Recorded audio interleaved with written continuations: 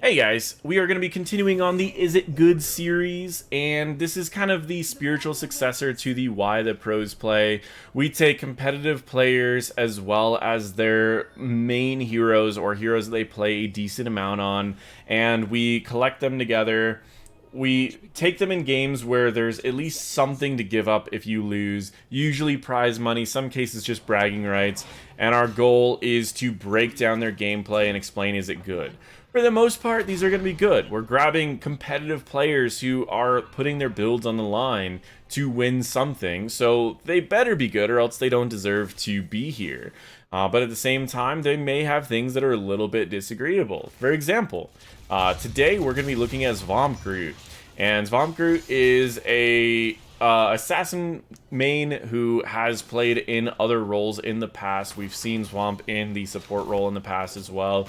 But Swamp has been a flex player for Granite Gaming as well as many other teams. So we're going to be breaking down Svampgroot's Jaina. Now, Jaina is one of my favorite heroes in the game. I still have a 72% win rate on Jaina on my main, even through hitting Masters and Grandmasters as being one of my main assassins that I've played. The way that Swamp goes with Jaina is, and if I'm butchering this name, I apologize. I've heard it Svampgroot, and I've heard it as Svampgroot, and I've said it both ways while casting Granite Gaming in the EU Premier Series. That being said, the thing that we'll just call him Groot from now on because everyone loves Groot. But no, so what Jaina is doing here is went for a quick gank because Jaina does have a lot of burst damage in early levels, especially if you can have any CC at all. Then helped doing the camp by simply just doing a blizzard, because in early levels you don't actually have a lot of wave or a lot of camp clear, you just have blizzard. So it's better to just throw down a blizzard, a cone, and then move on to do something else. Outside of that, he's playing very safe. You see that he doesn't want to take unnecessary damage, especially when he has a healer like Rhaegar. When you have a healer like Rhaegar, you don't want to take unnecessary damage because Rhaegar's healing is a little lower on average than other healers. So he's playing very safe. He's sitting really far in the back, and he's abusing this long-range Winter's Reach talent, which we'll talk about his build in a little bit, and kind of go from there. He does a lot of burst damage in these fights by just getting a decent amount. He usually starts off the fight with a blizzard as his team is doing a CC so that it lands at least 2 of the waves. Then he'll follow up by using a cone of cold and a frostbolt. It gets him a good chunk of damage on the enemies, and it takes a lower amount of abilities than you normally need. Picking up a fountain this time is bold because you won't have a fountain for this next objective, which means that he's thinking in his mind that he can do something of value in the next 20 seconds to make it worth getting this fountain now, rather than just backing and being back with full mana and full health over the next 20 seconds. And look what he decides to do over this next 20 seconds. He decides to get some structure damage done. And you might think, well, is that really worth it? Was that worth staying just to get half of a tower? Not only was it worth it before, but now after the turret changes, the more damage you can get safely, the better. And in this case, he got a lot of damage off safely, and it was pretty straightforward. In this case, he's going to simply do one more blizzard again, clear up the entire wave, help Skog get the globe for him, and he'll be good with that.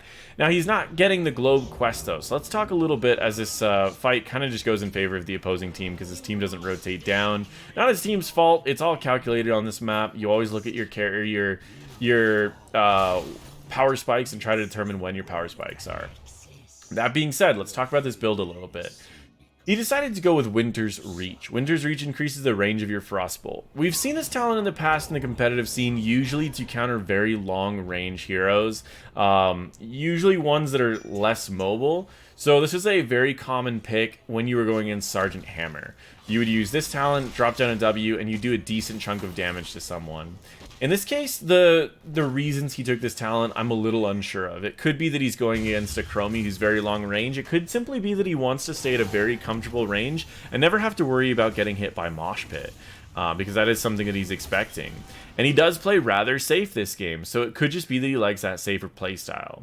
Because he's not taking Fingers of Frost, he's losing 2 major things. He's losing 10% damage potential, which means that he needs to understand that during fights he's going to be doing a little bit less damage for that safety. He also loses the mana regen, which means that if he doesn't take a mana talent later in the game, later in his build anyways, he's going to be running out of mana. And that's why he takes Arcane Intellect. He loses the value of Pierce, but he gains the ability to almost never run out of mana if he's double soaking, which is exactly what he does to keep his team in this game, despite the fact that there are some kills that his team is struggling with. He repositions almost immediately after he gets even a couple hits off, and this safe playstyle of Jaina is something that a lot of people should be able to emulate. It's usually I recommend in and out, where you go and use all of your abilities you get out. He plays even safer than that. Sometimes he'll just hold back abilities. He'll use a single thing to slow, see if his team follows up. If they don't, he just holds all of his abilities. He rotates the safe way rather than going through this this unsafe middle area, and decides to go down for the bottom objective. At level 7, he takes Ice Lands. This allows you to have sustained damage against different heroes. It does speed up your camp clear a little bit as well, as you're going to have low cooldowns because you're always going to be hitting targets that are chilled, because you can keep chill on them forever when you have the Ice Lands talent. In this case, he focuses primarily on just making sure that the camp doesn't get any value, and he tries to zone off Chromie just a little bit. It was long enough for his team to get the bottom objective, but he wasn't able to get enough done that the top objective got anything. Remembering the teams that he's going against are very good players. I mean, I've talked about Gallon the Gunner's support in the past. He was one of my favorite supports to cast. I've talked about Lauber as well. He is actually probably one of my favorite tank players out of the entire game. I mean, his Diablo play is something that everyone can learn from.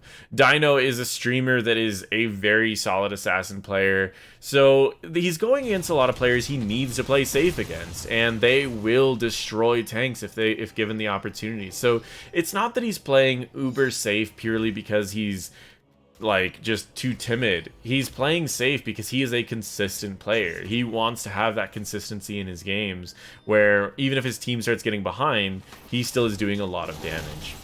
At this time, he's doing a quick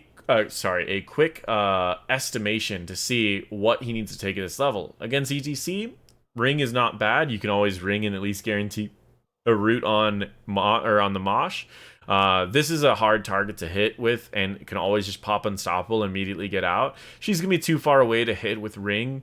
He can usually get hit by ring, and then he's gonna be impossible to be hit by ring. So overall, there's only really one target for sure and a maybe, and all the rest are absolute no's as far as what's gonna get hit by ring. So in this case, you should be looking at water elemental, or at least that would be my personal opinion on that. But that's what he's doing right now. He's doing some calculations, trying to determine. But you all should look at your team, because maybe you can follow up an Entomb. They Entomb, you ring, keeps them in the Entomb longer. Maybe you could follow up a Blessed Shield. So you don't just look at the opposing team, you should also look at your team and go, what can I combo off of versus what can the enemies just naturally get away from? In this case, we do see him go for the water elemental. So I do want to talk a little bit about his damage so far. He's done 8,000 damage. His entire team is not even up to half of his damage. The only person competing on the enemy team is the enemy mage, who's just been doing poke damage. It's relatively easy to heal. You can tell that this damage is easy to heal because this damage goes out and his team's healer is much higher as far as healing goes, purely because it's damage. Then he has a bunch of time to heal it up. The problem with Lucio is the damage that Jaina is throwing almost immediately dies. And so it's going to be hard for Jaina to keep up on damage later in the game, because later in the game you can blow up people on Jaina in under 5 seconds. So we see a lot of fights going in right now. He goes in, does a lot of damage, stays out of the mosh radius, keeps his water elemental firing off damage, and he does a huge portion of damage. We just saw him at 8,000 damage. Now he's at 12,000. Did 4,000 damage in such a small amount of time. Now, during that same time, that's about as much damage as Chromie did. So this is going to be the time where he needs to go, well, what can I bring to the table that Chromie doesn't, right? This is where he needs to make more impact in this game than Chromie can. Now, I will say that the damage on Jaina tends to go on the target you want it to, while the damage on Chromie often goes at random targets. Usually goes at frontliners, which in these two teams, they want to blow up tanks. You see Leoric dying, you see Joanna dying, and you see ETC dying a lot during these games. So these teams do not shy away from killing tanks. So we see him again playing safe, going in for kills that people are overcommitting, and he keeps them slowed. Picks are happening on his team, and his team's really having a bad game. And again, this is because they're going against such good players that it's hard to deal with. These are actually, a lot of them are ex-pro players. I mean, we have Quacknick's on their team. We've got DNA's Blar. We've got Skog. All of these are very competitive players, so it's not like they're going against teams that are really struggling. And in this particular game, I don't believe there was actually prize money associated with this game. This is part of their in-house league. This is I believe, the quarterfinals of their in-house league. So in this case, he tried to go for an aggressive interrupt. He got a kill on ETC, but then he went for aggressive interrupt. He got stopped by Raynor, almost took all of his health, switched over the water elemental to attack this Raynor, and then decided to walk away. He could go for a fountain, but instead he takes a safe path around. He's definitely one of the safest assassin players that I've seen, especially on a hero like Jaina. A lot of these competitive players, especially in North America, take Jaina and they assume Jaina's like a flank mage. And they'll go off to the side, they'll blow up one person and just die. Do a ton of damage to the backline and just die. Well, the problem is, if that gets peeled, you're done. Your whole thing is just done. And there's nothing else you can do about it. And so that's one of the things about these players, is you can learn a lot from this playstyle. You see how safe he's playing. He walks up, he throws abilities, he walks away. It's that in and out playstyle that I've talked about on so many heroes. You go in when you have abilities, you get out when you don't. You don't waste a lot of time taking unnecessary damage. Even this, he's afraid to kill this because then his team can't pick up the globe. Once his team can pick up the globe, he can go in and try to do some damage in it. But otherwise, he's trying to save it. Level 13 picks up the second ultimate ability for Jaina. I call it a second ultimate ability because if this was actually one of her choices for an ultimate ability, it would get picked. Icy Veins is incredibly strong. You pop this, usually I'll alternate between Water Elemental and Icy Veins, and they both get similar value during team fights. And then you can have both of them too at the same time. Then when you hit late game, you can pop, when you have, what's it called, Winter Mute, so it's mimicking your abilities, you can pop them both at the same time, take out a core in like under 30 seconds. It's insane. So this is the power of Jaina. He sees the slow, immediately knows there's going to be abilities just thrown into that location, so he decides to go the safe way. Does some damage over to Raynor's Raider to just try to clear it up a little bit, scare him off, require him to focus a little bit more on his Raider. He does not clear this wave again. He wants to make sure that the wave gets closer to him so that he can pick up this globe and he can clear it safely. Even if he doesn't need the globe, that's a really good way to play on Jaina, and it's a great habit to bring so that when you are playing with the globe, you never drop the globe in a place that you can't pick it up. Same thing, he waits till it completely settles, so you only need to use a single blizzard, not another ability needed to be used there. So Rhaegar starts getting harassed up top. He immediately starts heading up there, and his goal right now is to see if he can't do some damage over to this ETC. In a very short amount of time, he's already done 25% of ETC's health, and he hasn't even popped his Icy Veins or his Water Elemental. If his team follows up, he can drop down Water Elemental and get some more work done. In this case, his team follows up, he tosses down Water Elemental, Cursed Bullet goes out, and Water Elemental is going to allow him to permanently slow this ETC. So even though ETC slides away, he's permanently slowed and relatively easy to finish up. Now what we see on his Jaina is we're seeing him at 5 kills, 1 assist, 18,000 damage, compared to the opposing Chromie, who does have 3 kills and more damage. But remember, his damage is going off and they're dying so quickly that healing isn't really happening.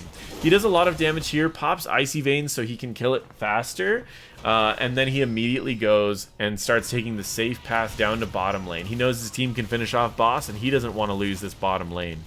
We've talked about this map before, and bottom lane is key. If you control bottom lane this map, you're going to win 70% of your games. And so controlling bottom lane is huge. That being said, his team continues to control the map. They are half a level ahead, and a lot of that is purely on his play. He's given them the kills, he's secured the kills, and he's been double soaking to make sure that his team stays in. This level 4 talent, despite the fact that I usually disagree with it, has kept him from needing to back almost this entire game.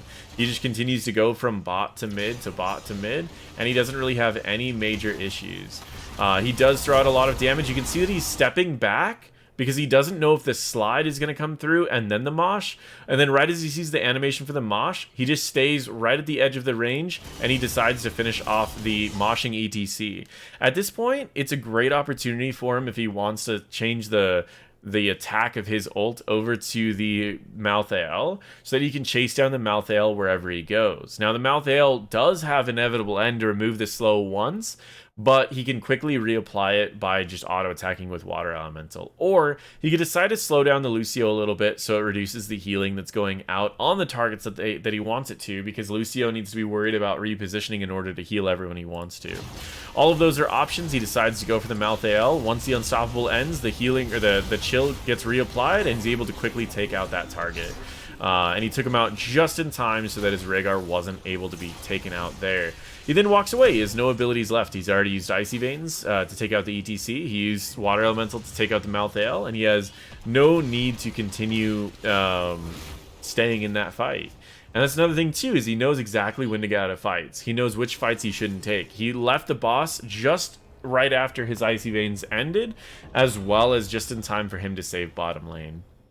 So, he decides that he has enough people there at bottom lane. He expects a little bit of harassment mid. He decides to go mid and clear up a wave. Even though they're already level 16, just this extra experience will get his team closer to level 20 and closer to closing out this game earlier.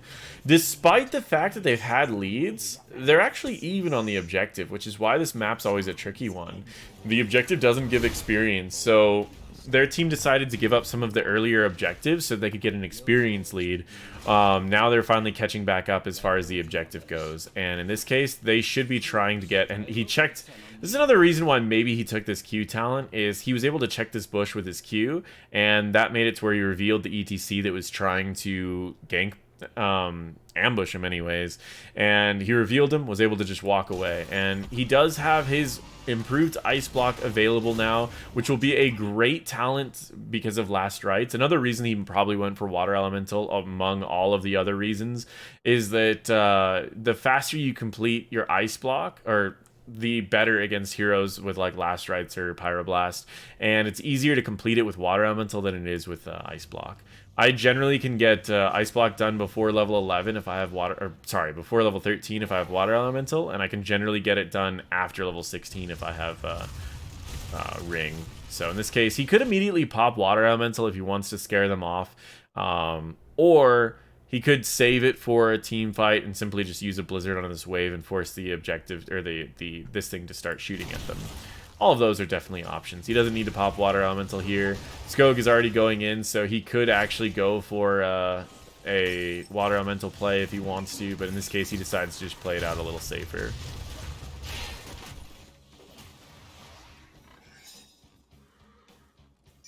I know it's not pronounced Skog. It's like, I'm not even going to try. It's not worth it. But we've got a lot going on. I casted Europe for an entire season and it was a lot of fun. But man, I butchered their names and I apologize, but at the same time, like, good lord. In this case, he doesn't get the globe here, but he does get experience from a very safe distance, and he's able to walk up here. He was worried about a little bit of a flank, so he's still kind of sitting back. Now look at what he's doing though, is like he waits and he's probably in comms telling his team, hey, I'm gonna need someone else to just make sure that I can safely walk up this area. There's probably a trap here that gives Chromie vision. So that's probably why they're playing so aggressively, is they probably have an option. He's also just doesn't want to get committed into standing here and only having one escape, which is back here. In this current position, he has multiple escapes. And he's also in the position that if he wants to flank, he can, or he can simply just play a front to back. If you guys are curious and you've ever heard this term before, it's pretty straightforward. But the basic idea of team comps is when you're looking at a team fight, there's a lot of different team comps. One of them, and this isn't really changing a team comp, it's just a play style really, is called front to back. Most teams look kind of like this. Let's say it looks kind of like this, right? And it's a smiley face with a weird nose. And so this is kind of the general idea, and it's usually more like this. And so let's assume that the red side only has one here. You have your front line. Then you have your maybe like a melee DPS that's hopping in, or a very short range DPS. Then you have like a range DPS. So over here it look more like you have a range DPS, you have a healer, you have possibly a ranger, melee DPS, and then you have like a bruiser and you have a tank. A front to back comp is a comp that does a lot of damage to the front line, and their goal is to do damage to the front of the enemy comp, and then do damage to the next person, and then do damage to the next person, and by that time you've won before you even got to their back line. And so that's the idea of front to back. Then there's flanking, which is assuming that people are in that front to back composition, right? Assuming they have someone here, and maybe two people like this. There are team comps that will go for more of a dive in where they just jump in, or there's flanks where if you're playing an aggressive Jaina and the enemies waste all of their abilities on this front line, the Jaina could come in, pop Icy Veins, pop Water Elemental, and just blow up these two targets instantly, and then immediately walk away in under 6 seconds. And that's something that happens sometimes where you play a more aggressive playstyle, you blow up their backline if the enemies aren't very good at peeling or if they've just used all of their abilities already. And there's also a great playstyle for bruisers, because bruisers can hop in their backline, be very disruptive, and right after the enemies use their abilities, there's like no way to deal with you. So a solo laner that can 100 to 0 someone, that's a great opportunity to go in. There's a lot of times you don't build a comp usually around one of those. You usually just look at your team comp and go, this is how we have to play, and this is how we can adapt. And that's kind of how it plays out. Wombo combos also like mess with the whole thing because you can blow up an entire team. I generally tell people that the better way to position is a crescent moon, where you have your tank here, and then you'll have like a bruiser here to stop the flank. You'll have like a burst mage here so that they can like kind of do a quick flank. You'll have a ranged DPS, and you'll have a healer. And the reason why I like the crescent moon shape, while it's harder to position this way, it kind of naturally makes your team be in more open areas, so it's harder. If Chromie ever throws abilities at one person, it never hits more than one person. If Malthael ever wants to try to deal damage, he only ever deals damage to one, which means that he only gets healed by one. And by having that spread out mentality, you're in a really good spot. Well, he's actually sort of doing that. If we look at this team right now, and we were to spread out, you can see the positioning that they're in is tank here, and they're in a crescent moon. So they just don't have this extra last person right here. So most likely they're actually going to be doing the crescent moon a little differently. They're going to have the Leoric up here, they're going to have everyone else right here, and they're going to have the tank right here. So they're actually doing that in kind of a repositioning mode. But that's the thing about playing Jaina, is he needs to make that decision really quickly. Is, are they going to be approaching this fight through a crescent moon, or are they going to be approaching this fight in a front to back, or are they going to be approaching this fight in a flank? And that's one of the reasons why he stays back for a very long time, as they're trying to decide how they want to fight. All of those different things are things that you can use in Storm League just to try to avoid taking unnecessary damage, as well as making it to where the enemy has a harder time hitting multiple abilities with, or hitting multiple heroes with single abilities. He's going to try to deal with this just so that he doesn't need to deal with it later, and his team's going to stall the objective while he's dealing with this. Once that's dealt with, he can immediately go in. He decides to play a little bit safer. Doesn't want to go up this way because he doesn't want to get surrounded by Raynor here and enemies here. So he immediately repositions, but he's like, wait, I can still do damage to Raynor. So he throws a couple cones out, tries to go for something, and he could immediately go for a water elemental here, permanently slow them, use that thing. He's popping Icy Veins and the root to finish off that target. So now he just needs to make sure that he doesn't get moshed. And so he's going to do a lot of damage here, but he's immediately stepping back after all of his damage because he doesn't want to get hit by mosh. Icy Veins and Water Elemental are down, so he really doesn't want to be in a bad position, and now he's caught away from his team. So all he can do is do his best to do some damage and Ice Block to delay the amount of time that all of these people are trying to kill him. He will die here, or not, but he was able to set up for long enough for his team to get a lot of work done and completely kill them off of that single play. So where it looked like he was in a really rough position, he was simply able to do some damage, root them, lock them down, and then Ice Block to waste their time while his team killed them. It's kind of the playstyle that Yrel does a little bit, where Yrel dives in the backline, disrupts them for long enough for your team to kill their front line, and then you hop away at full health. And while he didn't hop away at full health, he still was able to get away and do quite a bit.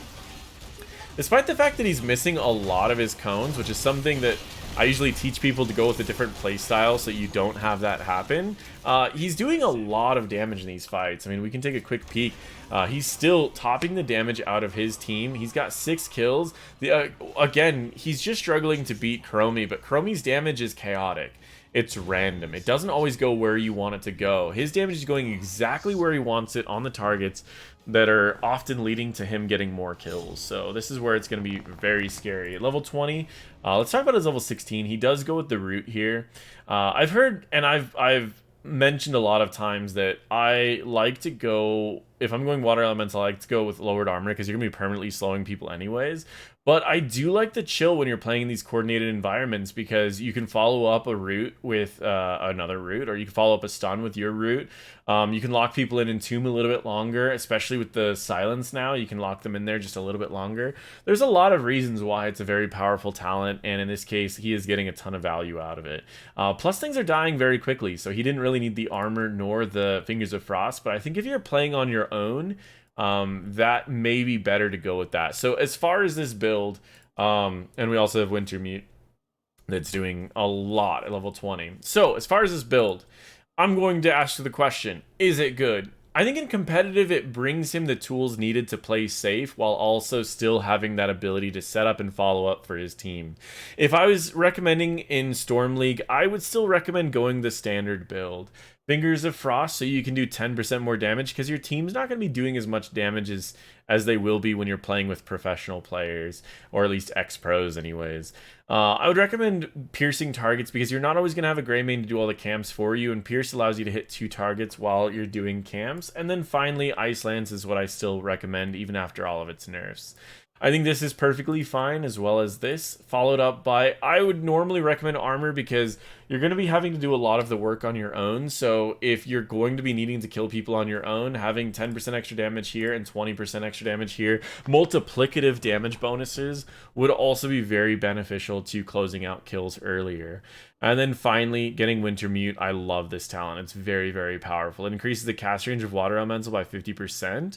But the real reason people take this is that you have 50% damage versions of all of your abilities are being mimicked by the Wintermute, which means, or by the Water Elemental, which means that your W is going to be casted twice, your E is going to be casted twice, your Q is going to be casted twice, and one of those is going to chill first, and the other one's going to benefit from those chills. And same thing, Water Elemental also chills, so it gets your ice block done faster, which is great against a bunch of things. So is the build good? Yes, I think it's good.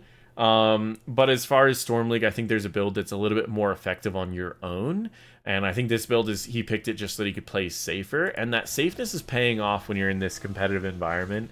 But it depends. If you find that you're really struggling if you're just dying a lot on Jaina, try out the build. Maybe I'm wrong. Maybe in your rank, it will be better.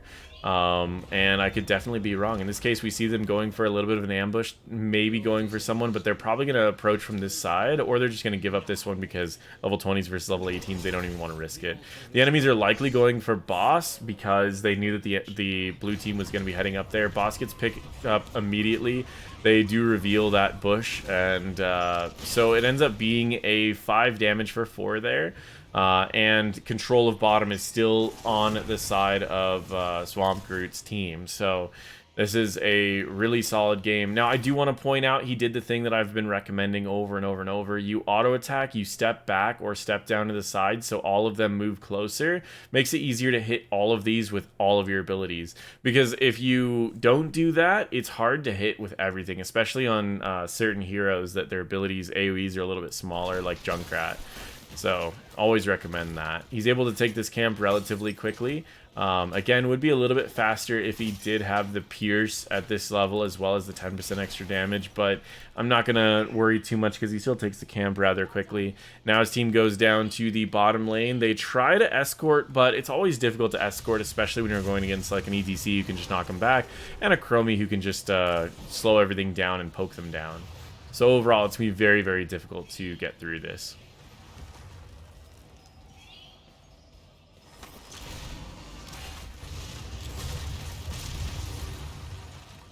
I mean, in this case, we don't have too much happening. We do see these are just hitting that point where they get slowed, and they are very slow as Rhaegar is just melting through them. We do see a Bloodlust go out and Entomb go out, and they kill them through all of this extra damage that's being sent out. He does Ice Block to reset the target of the of the Raider, which actually ended up dying anyways, and it also does break all the projectiles that were flying towards him. I'm not sure if the projectiles would have killed him, and I think he was wondering the same thing, so he was able to just get that. 2 of those were able to go through, which means as long as they control all 3 of these, or all 4 of these, they will do 5 damage to this next objective. The only way that they lose here is through either a team fight, or if the enemies can grab this, then they can last through 1 more, but the enemies need to try for 1 team fight here.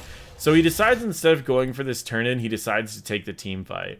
It's a risk because if he can grab this before the enemies realize it, he just wins the game. But at the same time, if someone does interrupt this, like the Lucio decided to sneak by and his team loses, that's the only way that he actually loses this game. So he decides to go for a team fight here. Join his team. He doesn't have Water Ellie, nor does he have Icy Veins, but he is still able to get a decent chunk of damage off. And he decides that he wants to head down to turn in, or grab the tower, but he gets chased down by the Lucio, decides to just go for a little bit more damage, uses a Blizzard and catches everyone out of position, closing out this game for his team. Water Elemental will be up just so he can slow down this guy, because landing abilities on a Lucio like this is really difficult. He does a lot of damage to both of them, lands a root, does even more damage, and he also has an ice block to stop in case that ult goes out. The ult does attempt to go out, but ends up not getting any value. Actually, I think the ult was already, yeah, it was already down. And he's going to be grabbing the last altar to close out this game. So with that altar, let's take a peek at what he did this game. He did end up catching up very close to the Chromie's damage. 9 kills, 8 assists, 0 deaths. That is the safest Jaina playstyle I've ever seen. And he still was able to get a good chunk of damage, follow up everything that his team's doing. So is the playstyle good? Yes. Is the build good? I think it's pretty good. And I think it's something that I'm going to test out for a little while to see if I like this safer playstyle rather than just the higher damage one, because it didn't really feel like he needed the damage. Yes, he could have done about 30% more damage this game, but if things are dying, does it really matter? I didn't see a lot of things get away from him. Mostly everything just died.